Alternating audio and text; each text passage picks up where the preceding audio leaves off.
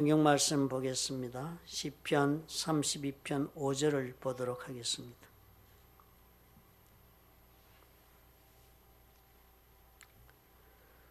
시편 32편 5절 말씀을 우리 다 같이 봉독하겠습니다.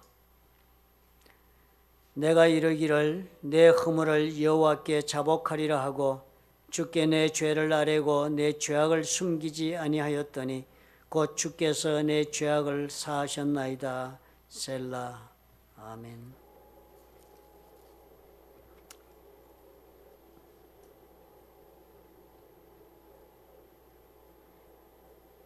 지난주일부터 우리가 특별히 예수 그리스도께서 우리에게 주신 말씀 가운데서 주님 주신 명령에 관하여 이번 주부터 우리가 살펴보겠다고 그렇게 광고를 했었습니다. 오늘은 그 첫 번째로 우리 주님께서 우리에게 명령하신 명령 회개에 관하여 우리가 말씀을 한번 살펴보도록 하겠습니다. 사실 이 회개는 우리가 다 각자의 나름대로의 의견을 가지고 있는 그런 하나님의 우리에게 주신 명령입니다. 다 우리가 예수 믿는 사람들은 나는 충분한 회개를 했다고 또 생각을 하고 살지만은 또 대개의 경우는 또 내가 정말 완전히 온전한 회개를 했나 하는 그런 의구심을 품기도 하는 그런 주의 명령이 바로 이 회개라는 것이 아닐까 하는 생각이 듭니다. 대단히 사람마다 이해하는 것이 다를 수 있고요. 또 사람마다 그래서 서로가 서로에게 생각하고 바라보는 모습도 이 회개하는 부분에서 상당히 다를 수가 있겠습니다. 우리는 언제나 내가 정말 철저하게 회개를 했는지 아니면 당신이 정말 제대로 회개했는지에 대한 우리 그런 대화를 나눌 때가 대단히 많고 그럴 때마다 우리 마음속에는 정말 나는 어떤 회개를 하고 있는가라고 스스로 자기 자신을 의심하게 되는 그런 제목이 되기도 하는 것입니다. 오늘 우리 시편 32편의 5절의 말씀을 보니까요. 내가 이르기를 내 허물을 여호와께 자복하겠다 그래서 우리가 회개는 이렇게 자신의 죄를 자복하는 것이라 그렇게 생각을 합니다. 또 주께 내 죄를 아뢰고 내 죄악을 숨기지 아니하였다. 그랬더니 곧 주께서 내 죄악을 사하셨다는 이 이야기를 보니까요. 이 시편 32편 5절의 말씀이 마치도 우리가 알고 있는 회개를 이야기하고 있는 그런 성경 구절인 것으로 그렇게 보여집니다. 오늘은 예수님께서 우리에게 첫 번째로 주신 1호 명령, 회개에 관해서 우리가 깊이 한번 묵상하고 과연 회개가 어떤 것인지를 우리가 재발견하는 시간이 되었으면 좋겠습니다. 존 밀턴은 우리 모든 인간들은 다 Paradise Lost, 낙원을 잃어버린 사람들이다 그렇게 묘사를 합니다. 우리는 다 낙원에서 살기로 작정된 사람들이었는데 그 낙원을 빼앗기고 이 세상에 떨어진 그런 존재들이 되어서 우리의 영혼 속에는 언제나 그 우리의 고향이 되고 있는 낙원을 사모하는 그런 사모함이 있다 하는 것입니다. 그래서 그 사모함이 하나님을 사모하는 그런 마음으로 우리 속에 남아있는 그런 것이 우리 인간의 영적인 지금 상태라고 그렇게 그 작가는 그렇게 적기도 했습니다. 사실 예수님과 십자가에 못 박혔던 두 강도 중에 한 사람, 예수님께 구했던 것이 바로 그런 것이었습니다. 이제까지는 아무것도 모르고 살았던 인생이었지만 낙원에 대한 본능적인 그 갈구가 있었으니까요. 예수님을 보고서 누가복음에 보니까 그렇게 말을 한 것입니다. 죽어가면서 예수님께 이야기를 하기를 예수여 당신의 나라에 임하실 때에 나를 기억하소서. 아마 이 강도는 예수님께서 예수님의 나라 가는 곳이 있는데 그것이 바로 낙원이라고 생각했겠죠. 그래서 그곳에 가실 때 나를 좀 기억해 달라라고 당부를 했습니다. 그랬더니 예수께서 대답하시기를 내가 진실로 내게 이르노니 오늘 네가 나와 함께 낙원에 있으리라 그렇게 답변을 주셨다 하는 것을 우리가 기억하지 않습니까? 우리 예수님께서 이렇게 우리를 낙원으로 데리고 가시기를 위하여 이 회개를 우리에게 명령하고 계신 것입니다. 하나님께서는 우리 모두를 다시 하나님의 나라로 돌이키시기를 원하시기 때문에 이 땅에 예수 그리스도를 보내셨고 그리고 예수께서는 우리를 향하여 이 명령을 주시는 것입니다. 우리가 다 하나님이 계신 하나님의 나라 그 낙원으로 올 수 있게 하기 위하여서 예수께서 주신 명령입니다. 그런데 문제가 있는 것이에요. 이 낙원은 우리가 그토록 가기를 원하지만 우리의 방법으로는 갈 수 있는 길이 없는 곳이기 때문입니다. 떠날 때는 우리 마음대로 떠난 그런 낙원이 된다 할지라도 다시 돌아가는 것은 내가 가고 싶다고 내가 원하는 때 원하는 모습으로 갈 수 있는 곳이 아니기 때문입니다. 하나님이 계신 곳이기 때문이에요. 그것은 하나님이 계신 곳 하나님의 나라인 까닭에 예수님께서 이 사명을 가지고 이 땅에 오신 것입니다. 그래서 세례 요한은 이런 예수님에 대해 미리 예언을 하기를 이렇게 했습니다.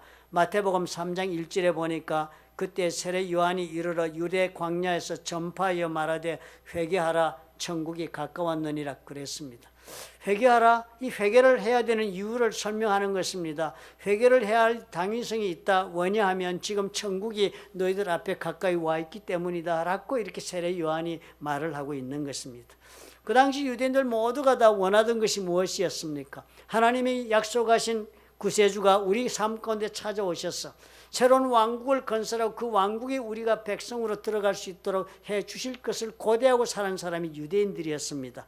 그런데 그런 사람들에게 세례 요한이 이야기를 한 것입니다. 회개하라. 그래야만 너희들이 그렇게 고대하는 하나님의 나라에 들어갈 수 있고 그 나라가 지금 와 있다. 그러므로 회개가 굉장히 긴박하다. 이렇게 이야기를 한 것입니다. 그 후에 예수께서도 바로 요단강 그 자리에 오신 것입니다. 그리고 모든 세상 사람들을 향하여 동일한 선언을 하십니다. 이때부터 예수께서 비로소 전파에 이르시되 회개하라 천국이 가까웠느니라. 우리 말을 들으면 서로 연관성이 없는 것 같이 보입니다. 영어로 번역한 성경을 보면은 회개하라 다음에 왜냐하면이라는 접두사가 나옵니다. 회개해야 한다. 왜냐하면 천국이 지금 눈앞에 와 있기 때문이다 라고 주님이 그렇게 회개를 촉구했습니다. 하나님의 나라로 이제 돌아가야 하니까요. 우리 모두가. 그러니 이것이 얼마나 중요한 명령입니까? 우리 주 예수께서 우리에게 말씀하신 하나님께서 우리를 향하여 가지고 계신 그 뜻을 이루기 위해 제일 먼저 우리가 지켜야 할 명령이 바로 이것인 것입니다. 회개해야만 우리가 하나님께로 가는 길이 시작이 될 수 있기 때문입니다. 오늘 우리가 시편 읽은 걸 이 시편을 보니까요. 참으로 회개가 바로 이런 것이 아니구나라고 우리는 쉽게 그렇게 이해할 수 있도록 말하고 있는 것처럼 보여집니다. 내 죄악을 다 인정하고 허물을 고백하고 죄를 숨기지 않는 것이다 했으니까 이만하면 회개가 아닐까 생각합니다. 그런데요. 이 세례 요한이 하고 있는 이야기를 가만히 보면요. 이것만으로는 결코 회개가 족하지 않다는 생각이 듭니다. 일반 백성들뿐만 아니라 이 회개라는 이 회개 운동에 동참하고자 바리새인들, 사두개인들, 그 당시 지도자들도 세례 요한을 찾아 요단강으로 나왔습니다. 왜냐하면 구약에도 보면 모든 사람들이 하나님을 언제나 회개를 촉구했습니다. 저들은 제사를 지낼 때 회개의 제사를 드렸습니다. 저들의 죄를 대신하여 짐승을 잡고 그 짐승을 가지고 스스로가 죄를 회개하고 하나님 앞에 나오는 그 모든 절차가 사실은 회개의 절차였습니다.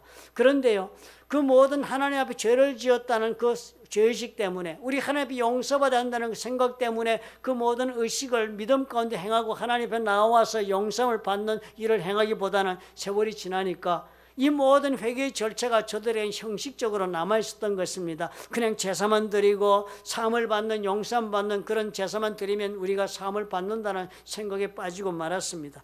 그래서 이 사람들이 또 회개라는 얘기를 들으니까 사두개인들도 바리새인들도 다 나온 것입니다. 회개는 해야 하는 것이니까. 그런데요, 그런 사람들을 보고 요한이 이야기를 하는 것입니다. 요한이 많은 바리새인들과 사두개인들이 세례 베푸는 데로 오는 것을 보고 이르되 독사의 자식들아 누가 너희를 가르쳐 임박한 진노를 피하라 하더냐. 엄청난 질책을 하는 것입니다. 회개하러 나왔는데요. 그리고 주는 말이 그랬습니다. 그러므로 회개에 합당한 열매를 맺어라. 회개에 합당한 열매를 맺어라. 회개를 하게 되면 반드시 일어나는 열매가 있다. 그 열매를 너희들이 맺은다 하면 오라야 한다라고 이렇게 저들에게 사두개인들과 바리새인들을 질책하는 거 보니까요. 회개는 그냥 우리가 자신의 죄만 인정하고 고백하고 내가 죄인이라고 말하고 아파하는 것으로 회개가 이루어지지 않는 것이 너무나도 분명하다. 그렇게 보여지지 않습니까? 우리가 사실 여기에서 우리가 회개에 대한 우리 자신감을 상실하기 쉬운 것입니다. 사도행전 2장에도 보니까요. 베드로가 11사도 서서 그 모든 유대인들 백성들이 그 성령이 임하여 저들이 방언하는 걸 보고 모여든 성도들에게 유다 백성들에게 베드로가 일어서 설교를 했습니다. 예수 그리스도에 관하여 설명하고 난 다음에 11사도와 함께 서서 소리를 높이 이르되 유대인들과 예루살렘에 사는 모든 사람들아 이 일로 너희를 알게 할 것이니 내 말에 귀를 기울이라 그러면서 저들에게 말씀을 하면서 이렇게 말을 합니다. 베드로가 이르되 너희가 회개하여 각각 예수 그리스도 이름으로 세례를 받고 죄사함을 받으라. 회개를 촉구했습니다. 이 말을 듣고 회개라는 말을 듣고 회개한 사람들이 얼마나 많았습니까? 3,000명이나 더 되는 사람이 그렇게 회개했다고 그랬습니다. 3,000이나 더 된 군중들에게 베드로가 무엇보다도 먼저 제시한 것은 회개하라였습니다. 그러므로 회개하는 것이 바로 하나님 나라로 들어가는 생명의 통로가 되는 것으로 이해가 되지 않습니까? 하나님께서 우리 모두를 다시 낙원으로 들어올 수 있게 하시는 방법이 바로 우리로 하여금 회개함으로 시작되는 그 문이 열리는 것이 바로 회개였습니다. 그런데요, 세례 요한이 말을 보니까 이 회개가 과연 그렇다면 무엇일까 하는 강한 우리의 그런 의구심을 품지 않을 수가 없습니다. 열매를 맺어야 한다니까. 회개의 열매는 그럼 과연 무엇인데 하는 생각이 들지 않습니까? 중요한 질문이 아닐 수 없습니다. 그러므로 오늘 우리가 회개가 과연 무엇인지 이것을 깊이 한번 묵상해 보기를 원합니다. 우리들이 예수를 믿으니까 우리는 이 회개라는 단어를 자주 사용하여서 이것이 아주 자연스럽습니다. 그러나 이 세상 바깥에서는 이런 단어 잘 쓰지 않습니다. 그죠? 회개한다는 단어는 일상적인 그런 상용어는 결코 되지 못합니다. 우리가 회개한다 그러면 우리는 마음속 그렇게 생각하죠. 내가 뭐 행한 것이나 혹은 또 내가 실패한 것에 대해서 내가 스스로 잘못했다고 그렇게 느끼고 인정하는 것, 그게 회개가 아닌가. 또 내가 행한 행동에 대해서 내가 자책감을 느끼고 하나님의 용서를 구하고 있다면 그건 내가 회개하고 있는 것이 아닌가라고 우리는 그렇게 말을 합니다. 그러나 성경에서 지금 사용하고 있는 회개라는 단어는 가만히 살펴보면 거기는 더 깊은 의미가 담겨 있습니다. 이 회개라는 단어가 사용된 성경의 그 구절을 원어 성경인 그리스 성경을 찾아보면 회개라는 단어가 그리스어로는 메타노에오라는 단어가 사용이 되었습니다.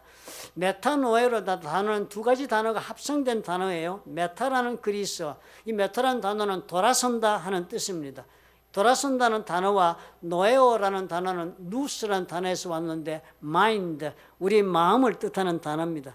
우리가 마음이 여기 있다고 그러지만 우리가 영어로 말할 때 마인드는 여기 있습니다. 마인드는 지성의 자리를 뜻해요. 우리는 마음 그러면 감정의 자리를 이해를 하는데 영어로 쓰는 마인드, 여기에서 말하는 누스, 즉 마인드란 자리는 지성의 자리, 여기를 뜻합니다. 그러니까 우리의 마음, 즉 우리의 지성이 있는 이 지성의 자리, 즉 생각을 완전히 바꾸는 것, 이것이 메타노에오라는 단어의 뜻이 됩니다. 그래서 이 회개라는 그리스어 단어는요, 근본적으로 변화하는 것을 뜻합니다. 완전하고 근본적이며 전적으로 변화를 뜻할 때 이 단어를 사용합니다. 그러니까 변하는데 어떻게 변해? 방향을 바꾸는데요. 이제까지 내가 걸어가던 그 행동이나 삶의 관점을 전혀 다른 것으로 변경하는 것을 뜻합니다. 한 사람이 생각하고 있는 것, 또 한 사람이 믿고 있는 것, 또 한 사람이 지금 살고 있는 삶의 방법으로부터 전적으로 돌아서서 다른 방향으로 돌아서는 것을 뜻합니다. 그런데요, 이 돌아서는 일이 어디서 벌어지냐면 마음에서 벌어지는 것이니까 감정적인 변화를 일으키는 것이 아니고 지적인 결단으로 돌아서는 것을 뜻합니다.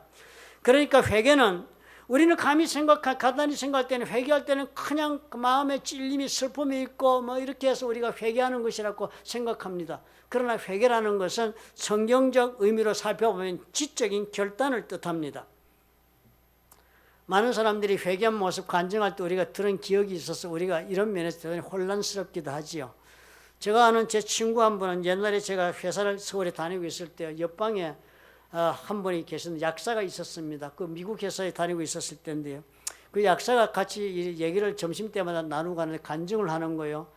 내가 교회를 다닌다, 예수를 믿나니까 자기도 그렇다 그러면서 자기 은혜 받은 간증을 하는데 자기는 삼각산에 가서 은혜를 입고 예수를 믿게 되었다고 간증하면서 자기가 삼각산에 가서 그 목사님의 말씀을 듣고 있는지 갑자기 불이 임해가지고 떼굴떼굴 막 그 불 받고는 떼굴떼굴 구르면서 눈물, 콧물을 다 쏟으면서 자기 지나간 모든 죄를 다 고백하고 회개하고 예수를 믿게 되었다 그러는 거예요. 그 말씀을 듣고 보니까요, 나는 뭐야? 하는 생각이 드는 거예요. 나는 저렇게 하나님 앞에 지금 예수 믿는 것이 언제 회개했는지도 모르고 지금 예수 믿고 있는데 하는 생각이 드는 거예요. 어릴 때부터 예수를 믿었으니까요. 나는 이 사람처럼 불 받아가지고 막 떼굴거리면서 하나님 앞에 내 죄를 고백한 기억이 없는 거예요.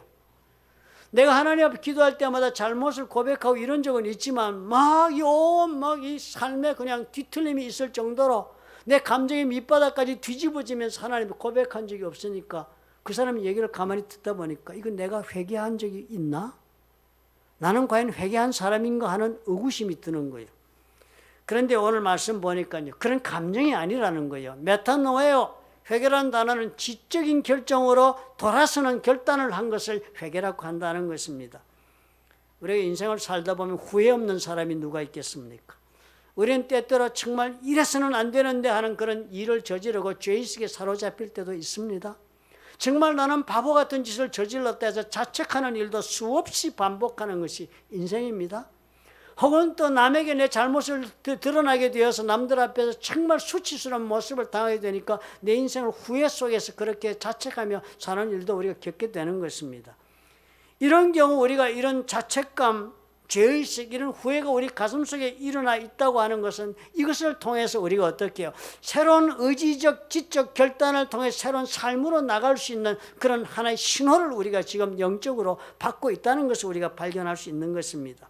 주님은 분명히 말씀하셨어요. 누가복음에서 내가 의인을 부르러 온 것이 아니요 죄인을 불러 회개시키러 왔다 그랬습니다. 회개시키러 왔다 그랬습니다. 우리가 자책감 속에, 죄의식 속에, 후회 속에 우리는 머물러서 그렇게 살면서 주여 주여 살고 있지만 예수께서 말씀하시기를 내가 너희를 그래서 그곳에서 불러내어 회개케 하기 위하여서 왔다라고 주님 말씀하고 계세요. 주님께서 이런 진정한 회개를 우리 가운데 일으키셔서 우리가 하나님의 자녀답게 살 수 있도록 하기 위해 오셨다고 이야기하시고, 그 첫째 명령이 그러므로 회개길에 들어서라 하시는 것입니다. 사실 이것을 우리가 제대로 이해하고 싶으면 가롯 유다를 우리가 생각해 보면 되겠습니다. 가롯 유다, 이 사람 분명히 자신의 잘못에 대해서 깊은 후회가 있었던 것이 분명하지 않아요? 깊은 또 후회뿐만 아니라 자책감도 엄청나게 컸던 것으로 보여집니다.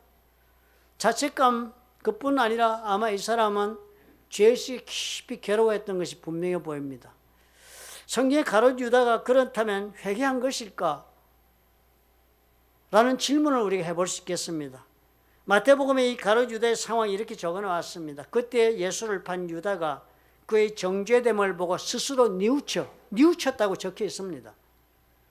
그의 정죄됨을 보고, 예수 그리스도께서 정죄됨을 보고 유다가 스스로 뉘우쳤다. 이 뉘우쳤다는 단어요, 이 킹 제임스 버전, 영어 성경 킹 제임스 버전 뭐 가장 좋아하는 분들이 많잖아요. 거기에 보면 이 뉘우쳤다는 단어 repent, 회개했다 이렇게 번역해 놓았습니다. 그 은 30을 대제사장들과 장로들에게 도로 갖다 주었다.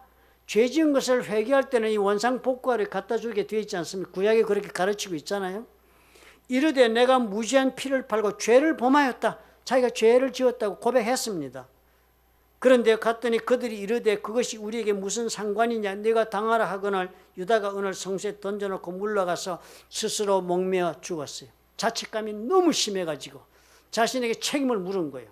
목숨으로 갚아라, 그렇게 한 것입니다. 유다가 뉘우쳤다 그랬고, 킹 제임스 버전에는 리펜트라고 번역했지만은요, 원어 성경을 보면은 메타노에오라는 단어를 쓰지 않았습니다. 그리스 원어 성경에는 이 단어가 메타노에오가 아니라 메타멜로마이라는 전혀 다른 단어가 사용되어 있습니다. 이 단어는 회개한다는 뜻이 아니라 감정적으로 사로잡힌 상태를 뜻하는 단어라고 합니다. 메타멜로마이라는 단어는요, 한 사람이 감정에 완전히 사로잡혀서 그 감정에 지배당하고 있을 때 모습을 표현하는 단어라고 합니다. 성경에 한 5번 정도 사용되었는데요, 슬픔에 사로잡혔다 할 때 이 단어가 쓰여졌고, 비탄에 사로잡혔다, 고통에 빠져있다 할 때 이 단어를 썼다고 합니다. 그러니까 예수를 판 유다가 스스로 뉘우쳤다는 단어는요, 스스로 그렇게 회개했다는 단어가 아니라 이 메타멜로마의 단어를 썼으니까 우리가 그대로 의역을 하고자 한다면 이 예수를 판 유다는 그 마음의 비통함과 고통과 슬픔으로 그 마음에 사로잡혔다라고 이렇게 표현해야 오히려 좋은 단어를 영어로서는 repent라고 번역했습니다. 요즘 새로 난 NIV 성경 그래서 이 단어를 repent를 쓰지 않고 remorse, 자책했다라는 단어로 썼습니다. 차라리 자책감이나 이 죄의식이나 후회의 감정에 사로잡혀 있을 때 쓰는 단어가 이 메타멜로마, 유다의 감정 상태를 표현한 단어가 되는 것입니다. 사실 유다는 그러지 않았습니까? 자책감에 사로잡혔잖아요. 내가 정말 잘못했다. 그리고 내 잘못한 책임을 져야 한다고 생각했으니까 목을 매단 사람이니까 자책감에 시달리고 사로잡힌 사람입니다. 그러나 자책감은 어떻게 해요? 그 자책감 자체로서는 나로 하여금 어떤 행동의 변화를 주는 것은 결코 아닌 것입니다. 내 죄된 행동을 멈추고 내 잘못을 시정하고 회개하는 그런 마음을 불러일으키는 데는 오히려 자책감은 더 절망적인 것입니다. 자책하게 되면 우리는 어떻게 해요? 스스로가 절망하게 되고, 자책하게 되면 우울에 빠지게 되고 디프레션에 빠지게 됩니다. 자책하면 자신이 정말 불쌍하게 보여지고 그런 일이 벌어지는 것입니다. 이 유다가 이 자책감에 사로잡혀 있은 것이 분명해요. 또 유다는요, 메타멜로마이, 즉 죄의식을 품은 것은 분명합니다. 내가 죄를 범하였다 고백했으니까요. 스스로 잘못한 거 알았습니다. 그러나 그 잘못한 일은 또 반복될 것이 분명했습니다. 유다가 그 행동을 시정할 의지가 전혀 없으니까요. 그 잘못이 드러나니까 그것이 수치스러울 뿐이었습니다. 계속적으로 그 죄의식에 본인이 시달리고 부끄러워 살 수가 없는 처지에 빠진 것입니다. 또 유다를 보니까요, 후회의 감정이 아주 철저합니다. 유다는 후회했어요. 자기 자신의 잘못이 드러났기 때문입니다. 죄를 짓고 있으면서도 들키지 않으면 후회하지 않습니다. 사람들은 죄를 지은 것을 회개하는 사람의 모습은 결코 후회와는 관계가 없는 것입니다. 후회하는 것은 붙잡혀서 후회하는 것이지 죄를 지은 것 자체를 후회하는 것이 결코 아닙니다. 후회는 더 이상 내가 내 자신의 죄를 숨기지 못하고 들킨 것에 대하여 느끼고 있는 처절한 감정이 후회가 됩니다. 후회는 결코 회개를 가져오지 못해요. 변하는 마음과는 관계가 없기 때문입니다. 가롯 유다의 뉘우침은 결국 무엇이었습니까? 자책감, 죄의식, 후회, 범벅이었을 뿐이지 지적인 결단을 내리고 돌아서는 그런 회개는 일어나지 않았습니다.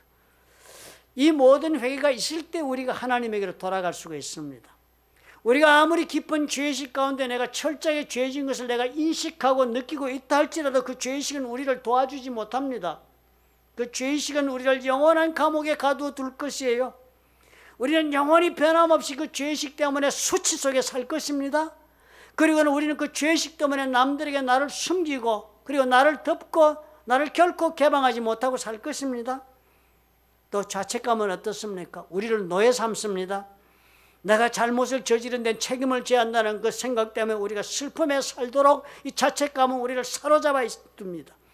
늘 슬프게 만들고 늘 우울하게 만들고 늘 절망하게 만들고 하나도 내가 변하지 않는 생각과 성품 속에서 오늘을 다 소진하게 만드는 것이 자책감입니다.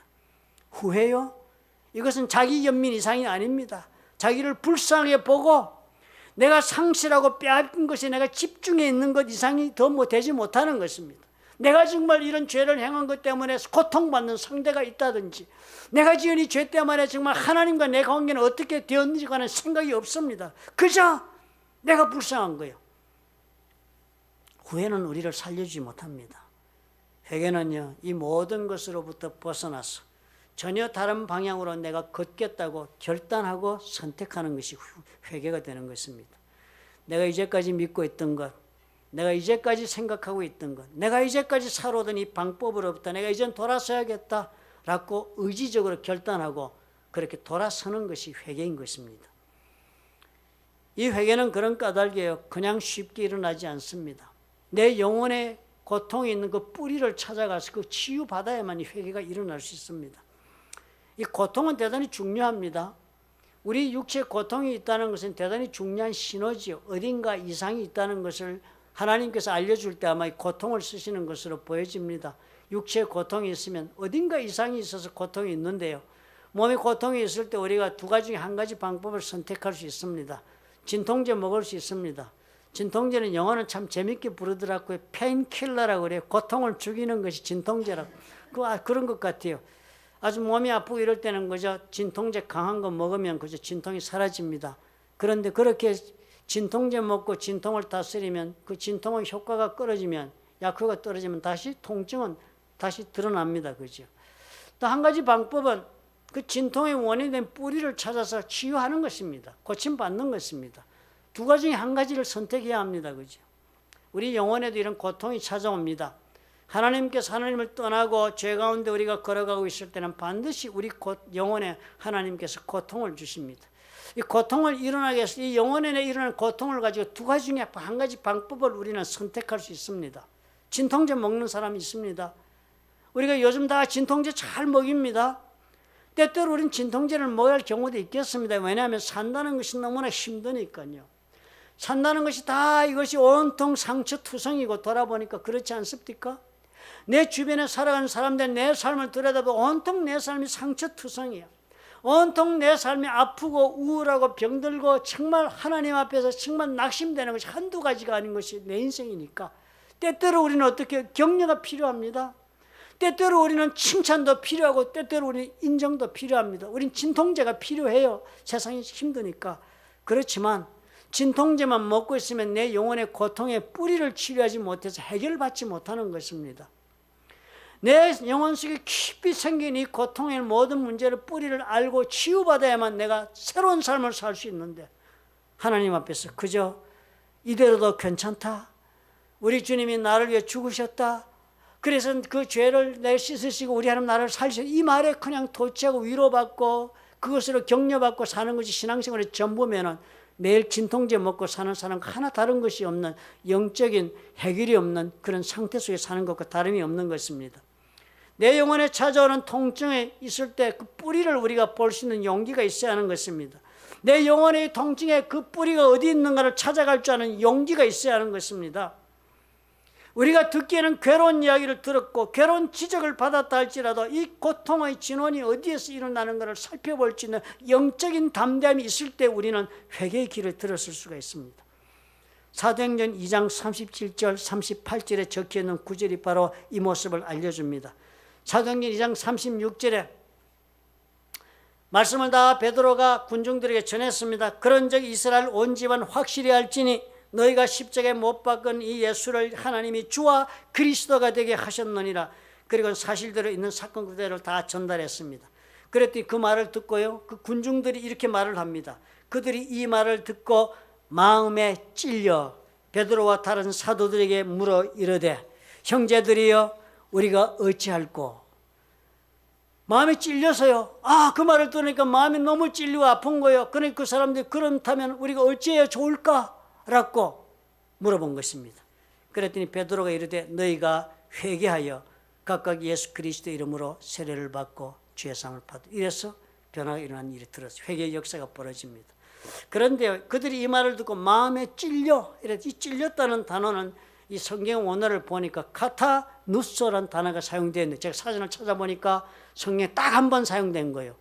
또 딱 한 번 사용된 데가 어딘가 하면 예수님이 십자가에 달리셨을 때 로마 병정이 창으로 그 옆구리를 찔렀다 할 때 쓰는 단어가 바로 동일한 카타누스라는 단어가 사용됐다라고 알려주더라고요. 요한복음 19장 34절이 그중 한 군인이 창으로 옆구리를 찌르니 곧 피와 물이 나오더라. 이 찌르니와 그들이 이 말씀을 듣고 마음에 찔렸다는 단어가 동일한 단어라는 것입니다. 우리의 영혼에 하나님의 진리의 말씀이 다가올 때 주는 통증이 이 정도로 심각한 것입니다. 창으로 예수님의 옆구리를 찔러 찢었더니 물과 피가 그냥 열려 쏟아지듯이 우리의 영혼이 찔려가지고 벌어지는 그런 아픔을 우리가 겪는다는 것입니다. 이것을 어떻게 해요? 피하면 안 되는 거예요. 내 영혼에 이런 아픔이 있을 때 어떻게 해요? 일시적인 단콜한 말이나 위로나 그런 진통제를 먹고 벗어나면 회개로 나가지 못하는 것입니다. 내가 영혼에 이렇게 찔림이 있고 찢어서 발겨지는 그런 고통이 내 영혼에 찾아오거든 어떻게 해요? 그 고통의 뿌리를 이제는 직시하고 하나님 앞에 나가야 되는 거예요. 내가 의지적으로 이것에서 벗어나겠다고 결단하고 우리 주님의 명령에 순종하기로 마음에 결심해야 하는 것입니다. 이 아픔이 슬픔이 되어 내 가슴을 채우고요.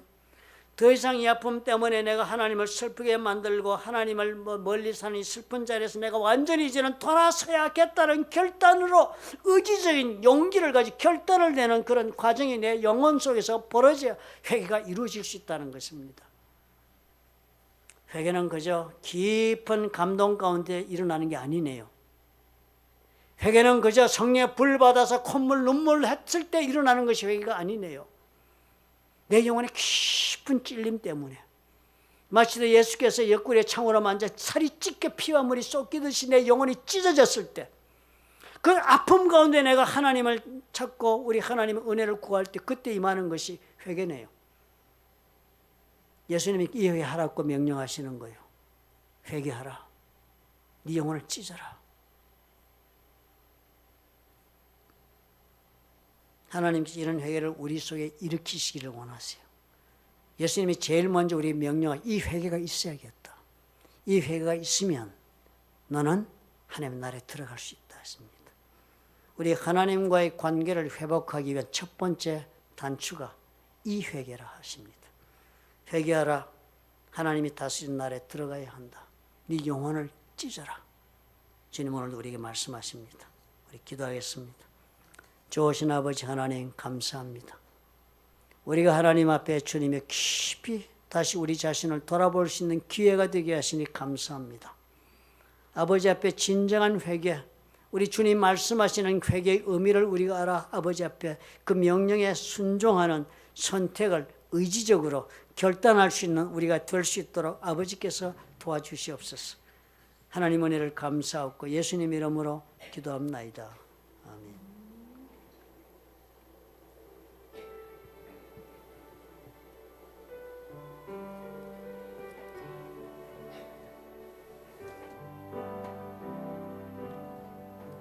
나의 모든 행실을 주여 기억 마시고 바른 길로 인도하소서.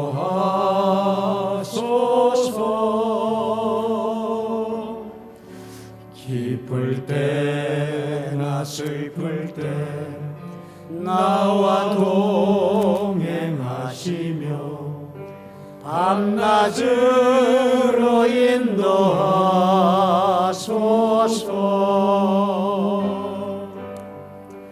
내 모든 형편을 다 기억하시고 늘 나와 동행하옵소서.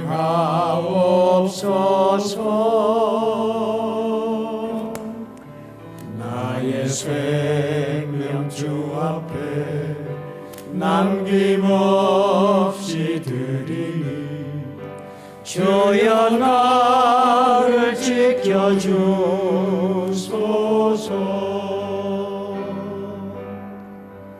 나의 모든 실수를 주여 용서하시고 바른 길로 인도하소서.